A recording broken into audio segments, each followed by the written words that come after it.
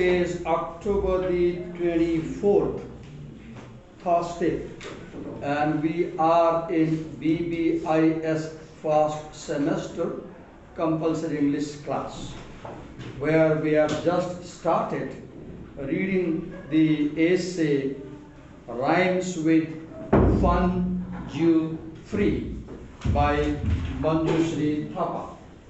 And yesterday I talked about two things. I said, whatever you read any time in your life and career, there are two things to look for. One, what is given there, the what. Two, how is that presented? I explained that yesterday, and I said, if you know the how, you will better understand the what. Then I give example that this text, if you ask the question, how does Manjushri Thapa write this text? Plain answer comes, she writes this text in the form of an essay. This is an essay. Now you should understand, there are subcategories or types of essays. Broadly speaking, an essay can be personal and impersonal.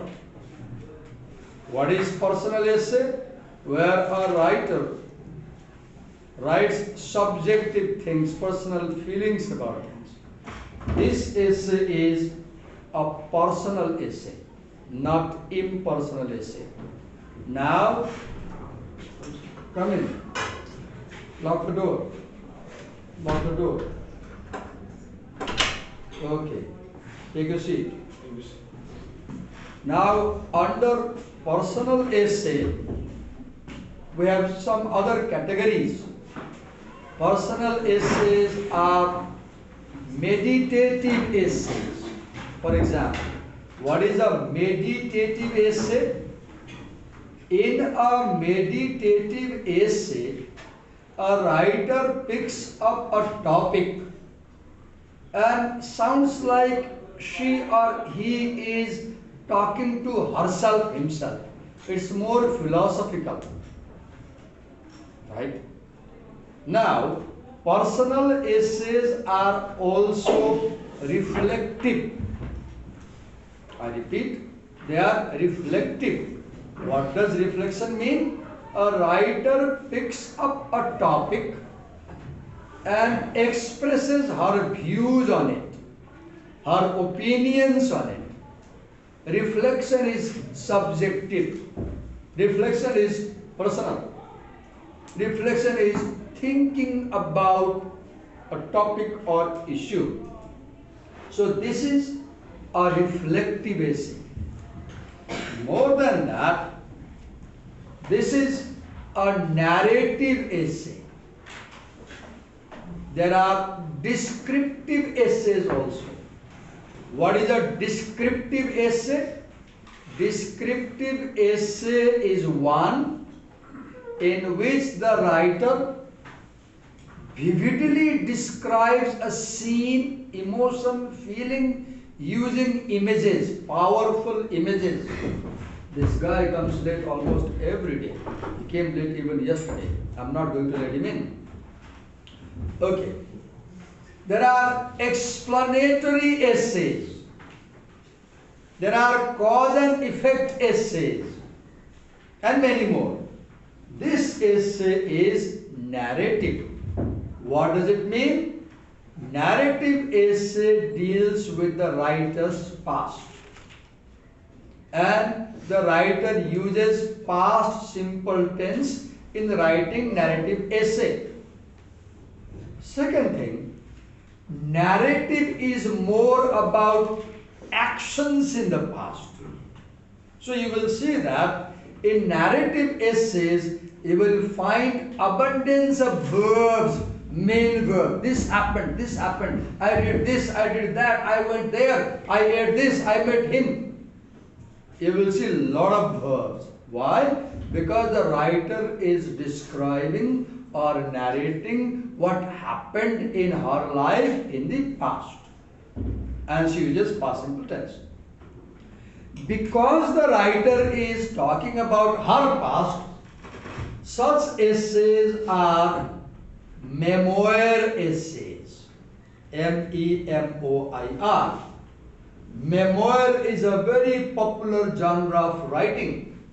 If you want to grow as writers in English language in coming days, one easy way for you can be pick up a diary and every evening before you go to bed, write your memories of that day.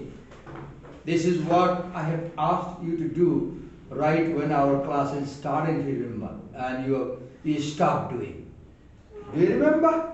On day 1 or day 2 when our classes started, I had asked you buy a diary, make it a private diary, and I had asked you maintain an academic journal. Some of you maintained for a few days, I remember.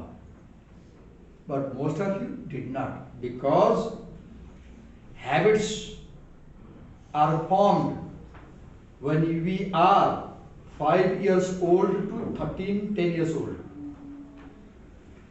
And why you can't write? Why you don't like writing? Because you are 17, 18, you have never written. Now you hate it because it's not your habit. You should make good things habits of your life. Then you develop. Some people make bad things habits of their life. Depends on your own philosophy. So I said, you can maintain an academic journal where you do simple thing. Before you go to bed, keep the diary by the bedside. Before you fall asleep, pick it up and simply record your memory of that day. Begin by early morning when you woke up. And write when you woke up, how you woke up, what you heard, and go on recording all the things throughout the day. And you will soon see that as you record what happened in your life throughout the day, you will feel like commenting on those things. That commenting part is reflection. And that commenting part triggers your thinking. And that commenting part develops your critical thinking, reflective thinking, and that is more important for growth in life. Just recording facts is less important. But expressing your views on the facts is more important. Okay, so I was saying this is a memoir essay. Next, memoirs, as I said, are autobiographical. If writers are writing about their own life. So this is an autobiographical essay. And you know, autobiographical essays or memoirs are known as life writing. So this essay is an example of life writing. There is a very popular genre in literature taught at the university titled as life writing. In life writing, you will read essays, books, and other genres in which writers write about life. What may be more pleasing than writing about your life or somebody's life? Fine. So I told you the how. Now, once you know this is reflective essay, once you know this is memoir essay, once you know this is an essay about life writing, once you know this is a narrative essay, now you will ask the question, what are the writer's memories in this essay, Divakar sir? I want to know. Because I told you this is a memoir. Now, let's briefly talk about the what. You will know the what only when you have finished reading the essay. But if you Google, for example, if you just Google this essay and then maybe Google will help you about what may be there. Because if you Google this essay right now, Google will show my YouTube channel link because I taught this essay and uploaded it. But it's not a good idea to Google before you read the essay. Googling an essay before you read is getting other people's opinion about your would-be wife before you see her. This may mislead you. You are getting married with somebody, you want to know about the guy or girl you haven't met. So you decide to ask her friend about how she is. And you depend about her character or her personality on your or her friend. That may be quite misleading. So please, never Google about a reading text without reading it at least once. Read it first. Mark what difficulties you face as you read. Then Google. Okay. Now we'll read. I have already talked to you about diasporic writing. I've talked about alienation, nostalgia, loneliness, search for identity, etc. in my previous class. Now I will move ahead to the text itself without wasting my time.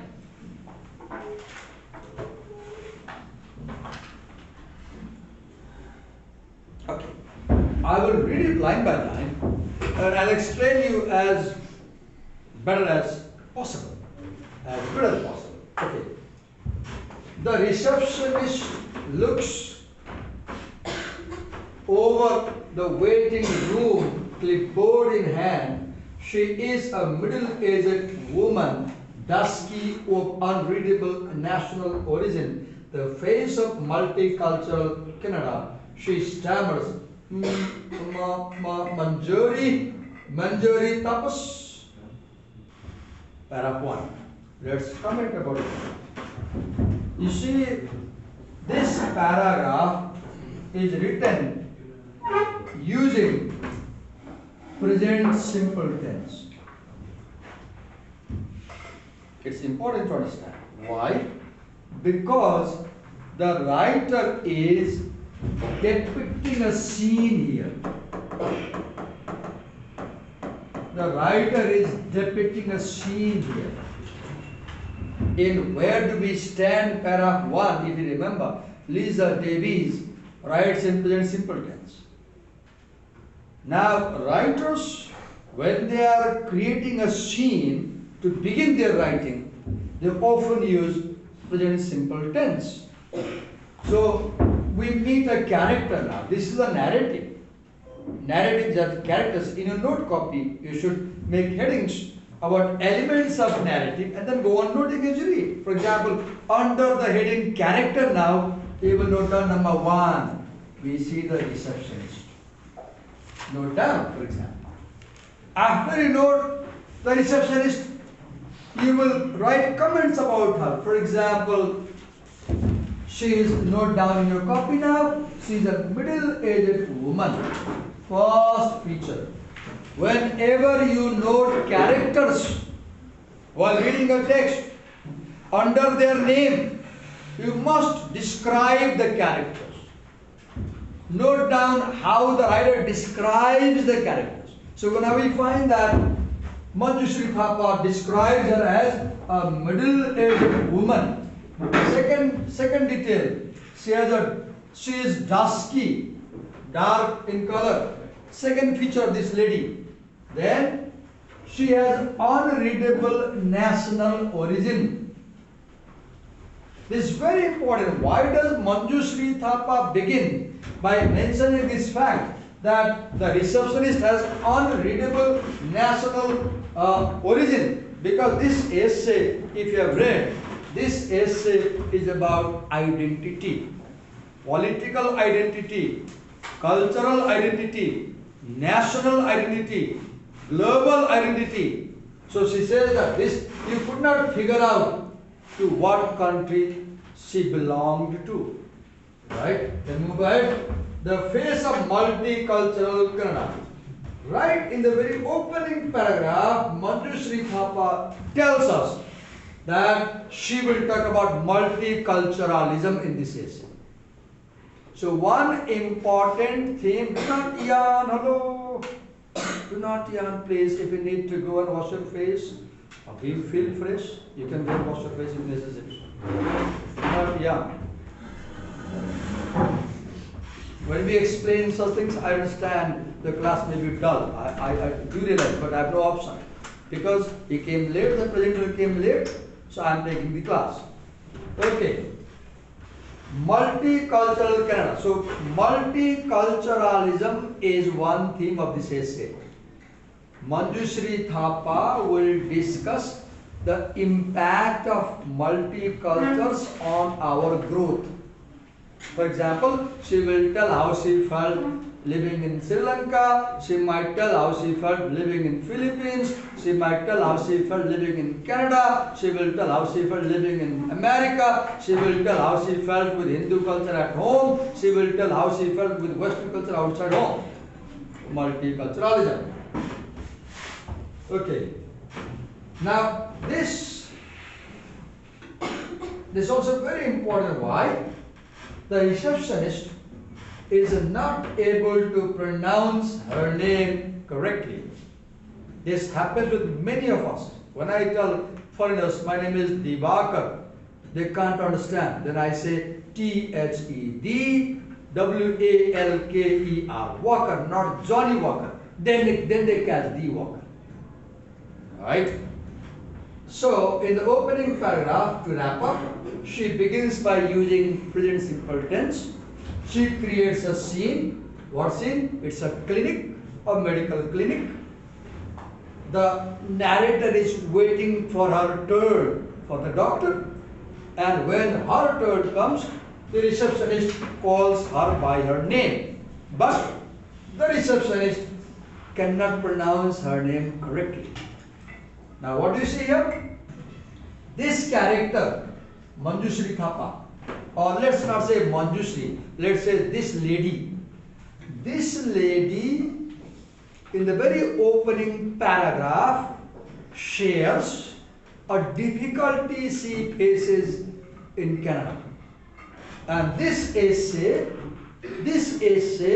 is about the difficulty we face when we grow in a foreign country. This essay is about the difficulty we face as we grow in a foreign country. So, to begin the theme, how we feel when we grow in a foreign culture. She begins with an example. Look how she mispronounces my name and I have to correct her. Go ahead. As I read at home, what I do, I prepare phonetic transcriptions of the lessons to make sure I learn correct pronunciation. It's my way. It's not in your book, so I prepare it myself. Because if you can pronounce the receptionist first character with we meet in the story looks use or present simple tense. If you learn to pronounce this writing, you will have a wonderful pronunciation. You will have correct pronunciation. So one way to improve pronunciation in English is get this transcription. And don't read this, read this. Delete it. And in a soft copy, have only this in mobile. And every day, practice reading from this transcription. Soon you will see your pronunciation becomes 100% correct. It will look like native English. Move ahead. Yes, I stand up. Now here, let me comment now. I wrote narrator.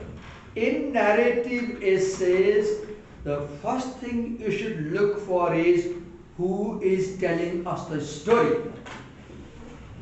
So the narrator is someone who tells us a story, right? So in this story, it's a first person narrator because we will see that the speaker uses the word I, the pronoun I, okay? And it's singular. Now we will also pay attention to characters. By now we have met two characters. One, we saw the receptionist. Second, we saw the narrator. The receptionist and the narrator. And we know both of them are female characters. Both of them are female characters. Move ahead. If I have italicized a text, it is not part of the essay. It is my commentary. Okay. She flashes me an anxious smile. Look, the courtesy. She smiles at her. See, look, this word flash is very important. What is flashing? You are waiting in a hall and you are not quite personally known to the person, receptionist. When you meet a stranger and if you smile at them, it's not expected, but you smile to maintain good relation. It's called flashing, showing something unexpectedly. To flash means to show something suddenly, unexpectedly. It may even shock people. But this is positive. She flashes me an anxious smile. What is, look here. It's not simply smile, it's anxious smile. As we read, we should pay attention to every single word. That is called close reading. What is anxious smile? When you are anxious, you are a bit uncertain. When you are anxious, you are a bit uncertain about results. So when she pronounced her name, the receptionist herself knew that she was not pronouncing the name correctly. And she thought that this may offend this lady. So to make sure that she doesn't offend, she smiles. To maintain that offensive impression. Because she knows that I'm not able to pronounce her name correctly. Right? I'm not sure I got your name right, she clarifies. Having grown up in a funny foreign name, I understand her anxiety. I feel it my duty to quell it. That was perfect, I say. Now this issue. Having grown up with a funny foreign name. This is important here because this essay is about the experience of growing in foreign culture. This essay is about the experience of growing in a foreign country, forein culture. And right in the very beginning, she's giving an example. For example, when you grow in foreign culture, people over there might not be able to pronounce your name correctly. And this creates problems many times. Look here, she is correct. That was perfect. The doctor will see you now, Manjuri. She is not Manjuri, she is Manjushree. And the receptionist cannot pronounce Manjushree. She pronounces Manjuri. Now let me pass a comment now.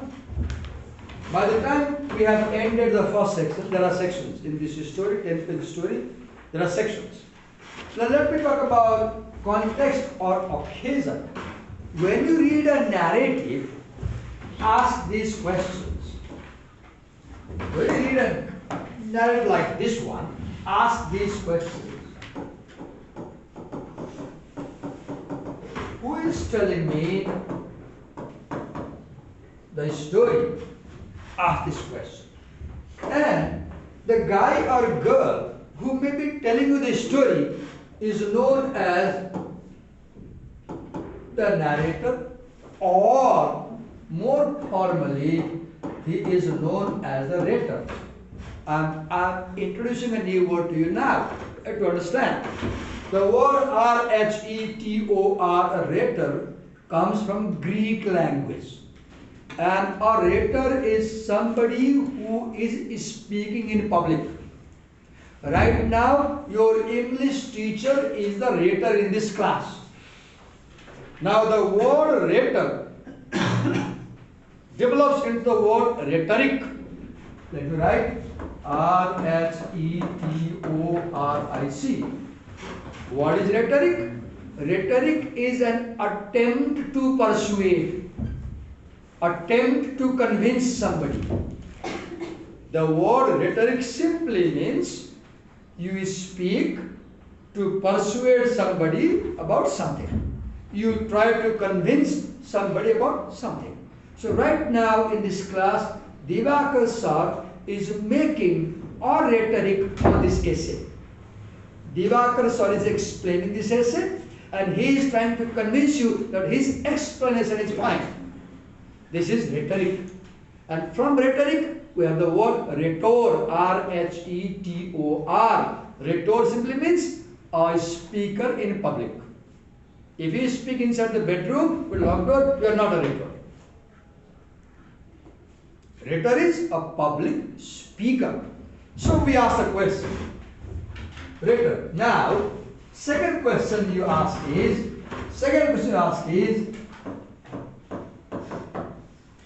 who is the addressee? Because if I speak, I cannot turn this side and have an empty room and go on speaking. Right now, you are my addressee. I am speaking to you. You are my listener. You are my audience. You are my reader. You are my addressee. So a rhetor always speaks to an audience. If it is a movie, we have audience. If it is a book, we have a reader. If it is over the radio, we have listener. If this classroom was being broadcast over radio right now, I'll be having audience. If I was writing this thing and you were reading, I'll be having a reader. Now we are visually present, so we have audience. Right? Third question you ask is,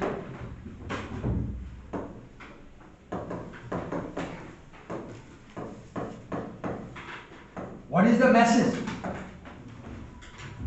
Because every time someone speaks to you, even if they speak for 10 minutes, 20 minutes, you have a gist of what they said. You had a half an hour conversation and you say, yes, I got your point. I'll follow that. So what is the message? What do I want you to follow? What do I want you to do? What action do I want you to take in your life? That is the message. Then next question is,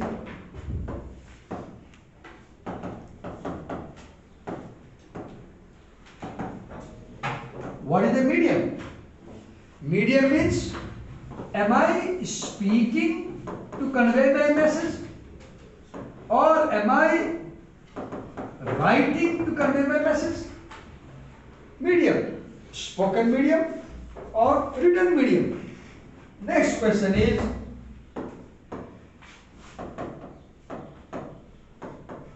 what channel is being used? Right now, this is a face-to-face communication. When I upload my video this afternoon, and you happen to watch later on evening if you find time, that will be digital channel. That will be digital. This is a live class. We have, this is a verbal medium, and this is face-to-face class. But if I'm recording, if I upload, you watch over my YouTube channel, that will be a digital channel, internet channel.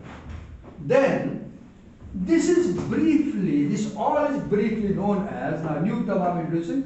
I'm telling a new term to you, R-H-E-T-O-R-I, rhetorical, S-I-T-U-A-T-I-O-N, situation. We call all this as a rhetorical situation. If someone asks you, tell me what is rhetorical situation, simply say, as we read any poem, any story, any essay, any drama, we know there is somebody speaking to us, the rhetor, 1. We know the rhetor is conveying some message, 2. We know that message is addressed to an audience, 3. We know the rhetor is either speaking or writing, medium, 4. We know the rhetor is using a channel, either face-to-face or digital or some print. Suppose you are reading a book, that's a print medium, right? Is it print medium? Is it oral medium? Is it written medium? Is it digital channel or analog channel? What? And that's all is called as rhetorical situation. Now let's apply this idea, this essay quickly. So in this essay, the rhetor is a young lady. who is visiting a clinic to get checked up by a doctor. Writer. The addressee is, now it's a difficult question. Because right now we are reading her essay. So we are the addressee. Do you think Manjushree Thapa ever intended us to read an essay? No. So we are not her intended reader. Because Manjushree Thapa never knew that somebody will pick up her essay and prescribe in BBIS course. So she didn't intend us to read her essay. She published this essay in 2013 in Himal South Asia magazine. So the readers and subscribers of Himal South Asia magazine are the intended reader. Because Manjushree knew that next week my essay is going to be published in Himal South Asia magazine, and all those people who subscribe, they will read. And if you are aware, Himal South Asia magazine is a magazine mostly read by young, adult, educated people. It's not a family magazine, it's a political, social, cultural magazine. So, now there is something called a real reader. We are the real reader. Right now we are reading a essay. Manjushree Thapa may be somewhere having breakfast early morning. Does she know we are reading? No. She does not know. A real reader is what? A reader who has flesh, who has blood, who has bone. That is called a real reader. I am the real reader. I can feel if I drop it, if I pinch my cheek. I am a real reader. You are the real reader. Got it? Okay, then what is the message? Right now we don't know the message. We have to finish reading the essay. Then we'll know the message. Right? Medium. Right now it's digital medium. Because you are seeing this essay on the smart board. Right? Right now it is digital. If you have a printed copy, that's a print medium. And it is coming as a writing, it is written medium. Channel, face-to-face channel. Move ahead. Look how many things are there to consider. Now we move to the second section. Section 1, which was very brief, she just introduces the scene. Take a pen and copy. Take a pen and copy. Take a pen and copy. For 5 minutes, in a copy, quickly summarize what I explained so far about section 1. Your time starts now. Only 5 minutes. Just 5 minutes. For 5 minutes, quickly summarize what I explained so far.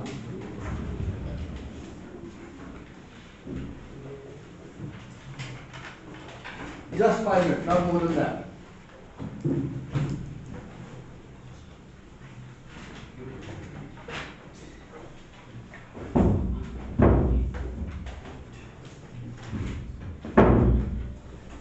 Quickly summarize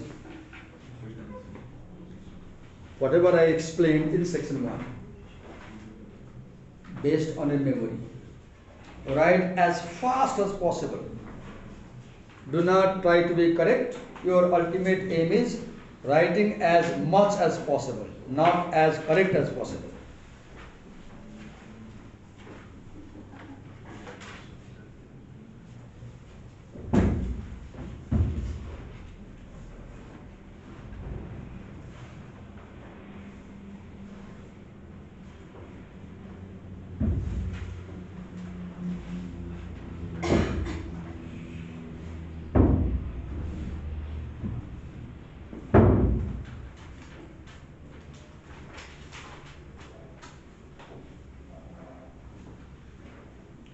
Write as fast as possible.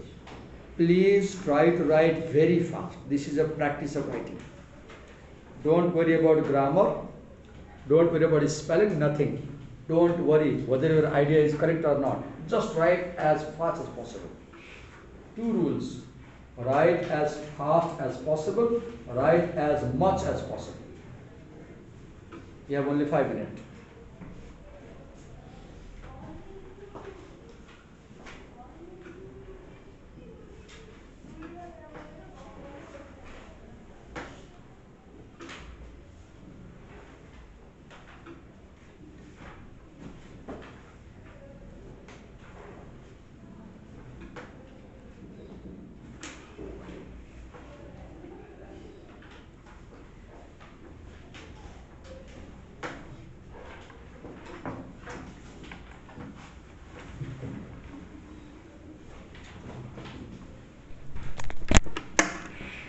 Write as fast as possible.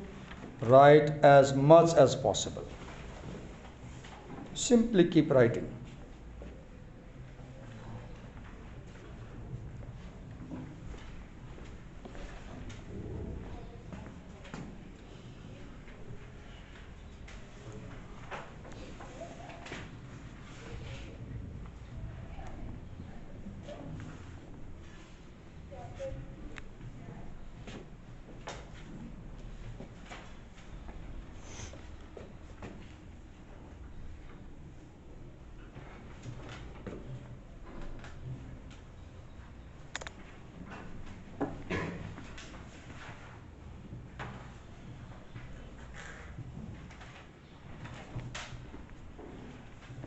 Keep writing, don't stop writing. The rule is you will not stop.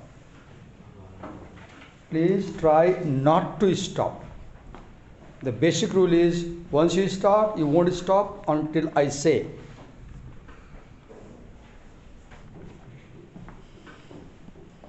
Write as much as you can, as fast as you can.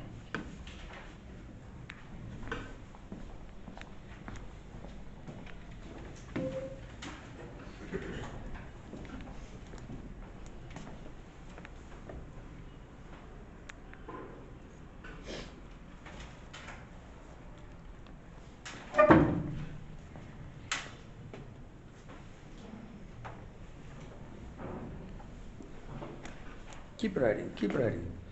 Do not stop writing. Write as much as you can, write as fast as you can. We have 1 minute left.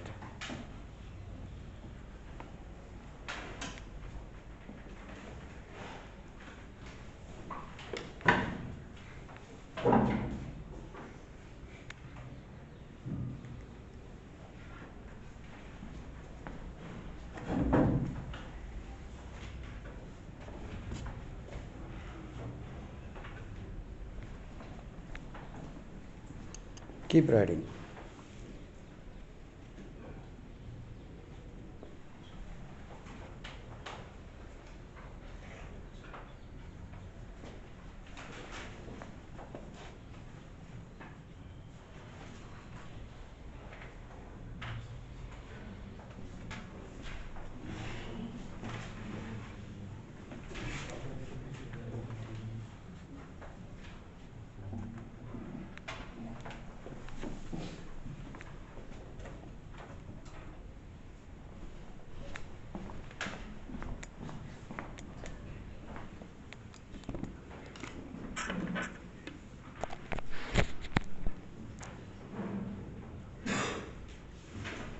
Okay, you can stop writing now.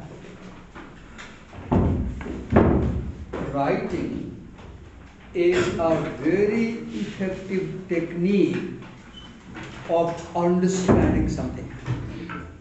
You are reading something and you are confused. You don't know the meaning. Simply pick up the pen and try to write what you think its meaning might be. That is why it is called writing is discovery. Listen to me very carefully. When we pick up the pen and when we start jotting down our ideas, what happens? Do you realize before you wrote, you were not aware about these things? You're listening to me. Now, as you wrote, you recalled. Writing stirs your memory. And as writing stirs your memory, you better remember the things you write. If you are preparing for exam, read 10 minutes, write 30 minutes. The formula is read 10 minutes, think 20 minutes, write 30 minutes. This is the proportion. 1 reading, 2 thinking, 3 time writing. Then you prepare. Okay, move ahead. Second section. Now, if you see in the second section, now, it was the early 1970s in Prime Minister Pierre Elliott reduced Canada. My father was working at a think tank, and my family lived in a sleepy hamlet in Ottawa, where everyone was French, or so it seems. Sentence 1. Now let's comment on the sentence. Sentence 1. Alright, sentence 1. First thing you will remember, you will recall is the sentence begins in past simple tense. It was. In section 1, she did not use past simple. She used present simple. If you read the whole essay, you will see that there is a back and forth switching in this essay between present tense and past tense.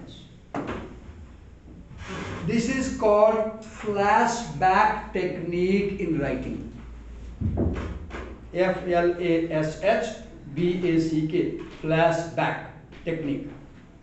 In cinemas, have you seen in cinemas as you watch your hero or heroine sometimes all of a sudden remembers her childhood and the scene changes. The hero who was 30 years old, he becomes 10 years old. All of a sudden. Then again comes back. This is called flashback technique. In memoir writing, in autobiographical writing, in narrative writing, flashback is a very powerful technique. What happens in flashback?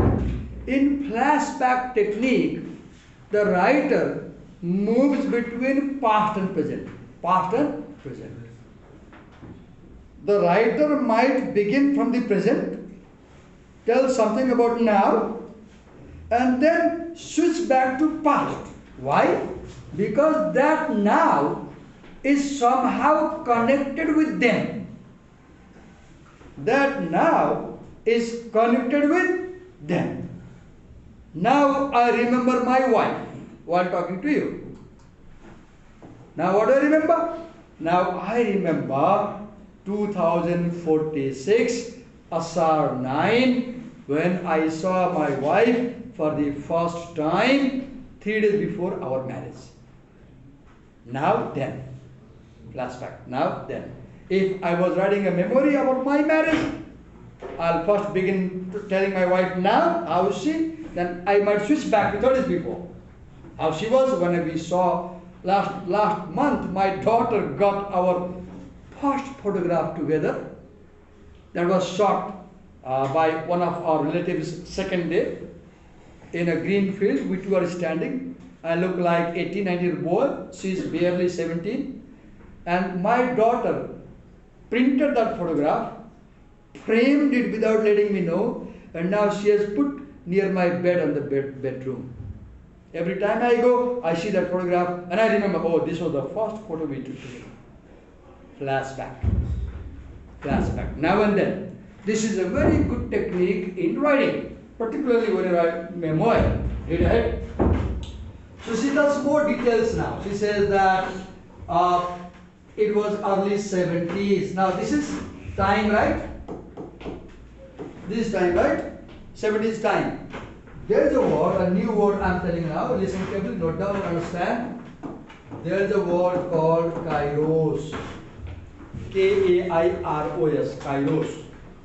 What is kairos? Kairos is the time in a story. Kairos is a time in a story. So kairos means situation. Kairos means time. What kind of time? Social time, political time, cultural time. Have you heard the word milieu? M-I-L-I-E-U? I'm not sure. Has anybody heard the word milieu? No? You should know this word. Very, very nice word. Milieu. M-I-L-I-E-U. I'm not sure about the spelling.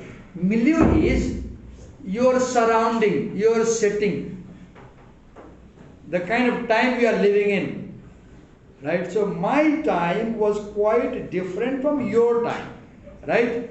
When I went to school, my parents gave me 10 paisa for breakfast. 10 paisa. Now you come with 500 rupees, I know, or more than that or less than that. Maybe 100 you spend at least, 100 rupees or 70, 80 rupees at least. I spend 10 paisa times, right? Now, why I am talking about Kairos? Because in this section, she talks about the 1970s Canada. In the next section, she talks about 1980s America. In the next section, she talks about 1990s Nepal and Canada. In the 10 pages, Manjushree Thapa covers from 1970s to 1990s. She covers 30 years. So these 10 pages talk about the 30 years in her life. I'm not aware when Manjushree was born. I guess she was born in 1968. I was born in 1969. So Manjushree is one year older than me. Maybe someone she mentions, I forgot. Right? And you remember? 1969 is a very historical time around the world because in 1969 there were student uprisings around the world. So 69 is very important year. Also because I was born, for me it's more important, right? My birthday. Move ahead. Leave it and move ahead. Sorry, talk about personal things. Okay. So I said it is in past tense, flashback. Then I said 1970s, Kairos. And I defined Kairos as situation, social milieu, social surrounding, social environment, social atmosphere, cultural atmosphere, economic atmosphere, etc. Read ahead. So she talks about her father now, right? Now if you Google, you can cross-check and verify this fact. Now, earlier I said the narrator is a writer, right? There are two types of writers. Under that letter, note down A and B. One is real writer, another is implied writer. Real writer and implied writer. Look at me.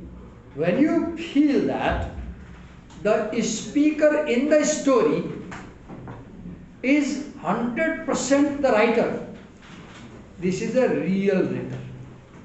This is a real writer. When the narrator inside the story, you are pretty sure, is 100% the woman who wrote this story, then this is a real writer. Now ask a question, Divakar sir, how do we know if she is a real writer? One idea is,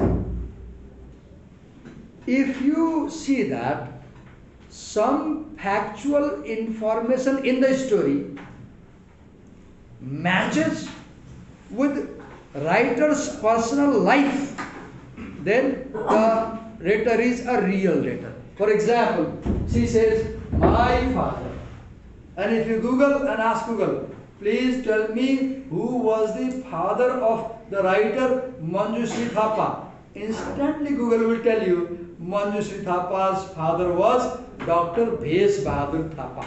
And if you don't know, Dr. Bhes Bahadur Thapa comes from Tanahu. He was sent to get education in America, and King Birendra selected him as a think tank in Nepal, and then he appointed him as an ambassador to America. And I guess, I don't know if Bhes Bahadur Thapa is living or dead, I'm not sure, I shouldn't say it like this. Bhes Bahadur Thapa had a son. His son was the first tunnel engineer of Nepal. He died in a car accident. His only son. And I think Bhes Bahadur Thapa is living still. A year ago, Bhes Bahadur Thapa wrote a wonderful book. The name of the book was Rashtra Dekhi Pararashtra Samma, I think. It was a book on diplomacy. You can choose to buy and read it. Wonderful book. Rashtra Dekhi Pararashtra. It's about international relations. Now, because I can cross-check that her father was Dr. Thapa, now I know that this writer is a real writer. The narrator and writer are same. Now we know the narrator of this story and the writer of this story are same. So he was working as a think tank. Now, my family lived in a sleepy hamlet in Ottawa. Location, place, where everyone was friends, or so it seemed. See this phrase, or so it seemed. I was 3 years old. Mark it, note it down, because our narration begins from 3 years age. I was born in 1969, and in 1972 there was a space shuttle crash. I was just 3. I pretty well remember people talking about the shuttle crash. Its name was Skylab. There were 6 or 7 scientists going to space for research. The shuttle crashed and they all died. Do you see? I remember something that happened when I was barely 3. What is your earliest memory like? I don't ask you right now. Or remember. How early things you remember, right? So I remember something that happened in 1972. How old I was? 3. And when I was barely 4.5, I guess, I was already in love with a girl of my age. This may be shocking to you. Shocking to you, right? Let me explain further. One girl of my age from neighboring family used to walk in our compound. We would play together because I had no sister. You misread me when I said I was in love. I had no sister. I had no female figure except my mother. And my mom would live in Nepal, I would live in India with my father. So in my family, I almost never saw a female figure. I saw only male. And she was the only female figure who crept inside my compound. So we would play. I remember what happened in my life when I was poor. Right? Now, I inspire you this evening by your diary and write such memories from your life. A day will come when you will cherish your memories. You will cherish. Okay, move ahead. I was 3 years old. For a year I stayed home as my older brother and sister trotted off to school every morning with the neighboring girl Dara under the heading character. Note down. We first saw the receptionist, then we saw the waiter, now we meet Dara. Note down, older brother. Note down, older brother and the sister, yes. She of the oblong face, under the Dara, note down this, oblong face, blue eyes, straight blonde hair. Look at me. In this essay you will find many instances of such detailed description of the appearance. Ask a question. Why does Manjushri Thapa describe faces so detailedly? One possibility is that this essay is about identity. And identity is primarily biological. I am a male. I am 56 aged. I am Nepali. I am Brahmin, or cultural. So because one theme of this essay is identity and the crisis of identity. What is crisis of identity? When you are not sure who you are. So she portrays all characters in detail. Dara, I guess she is not Canadian. She may be Indian, Punjabi. Or I don't know. Let's read. And a desire to make us children feel at home. Dara and the other kids knew me by my family nickname Sanu. Note down. The writer's name was Sanu. It's our cultural habit. We call people as Sanu. Right? Nani. Little one, Sanu. I'll stop here. I have just begun section 2, and so far I talked about flashback technique, I talked about rater, I talked about new word I use is kairos. I defined kairos, and then I talked about other characters. Okay, pick up your pen and continue the previous paragraph you wrote earlier, and add the details I explained in this paragraph. Please, in 5 minute time, add more details to the paragraph summarizing what I said in section 2. Summarize what I explained in section 2.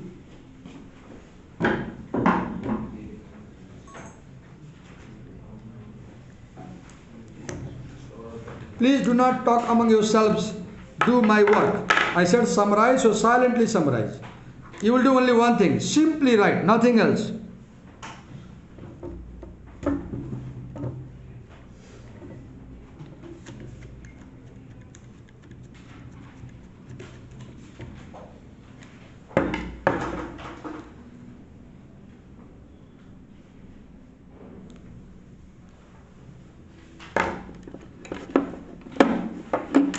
Do nothing, just summarize.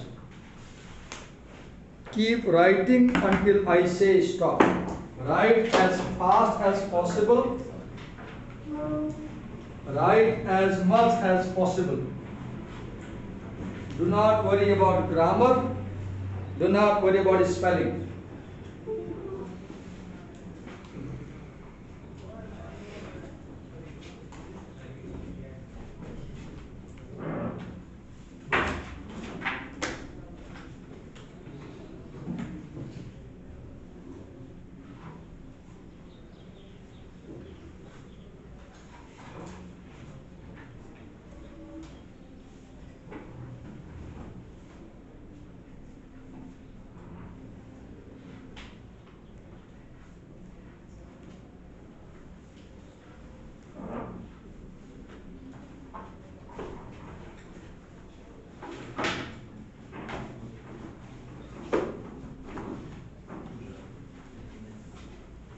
Keep writing, please. Do not stop writing.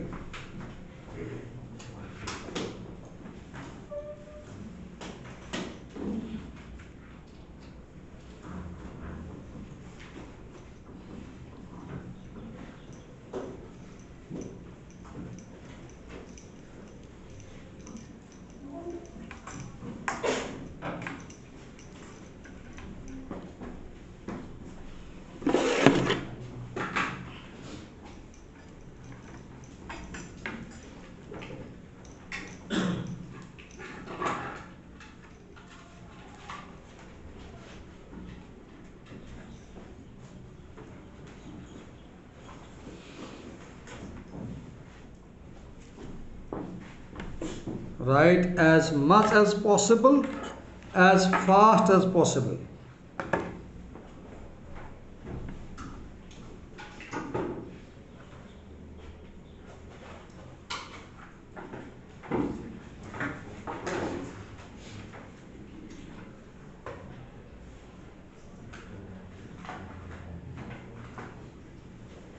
Keep writing. Do not talk with your friend, please.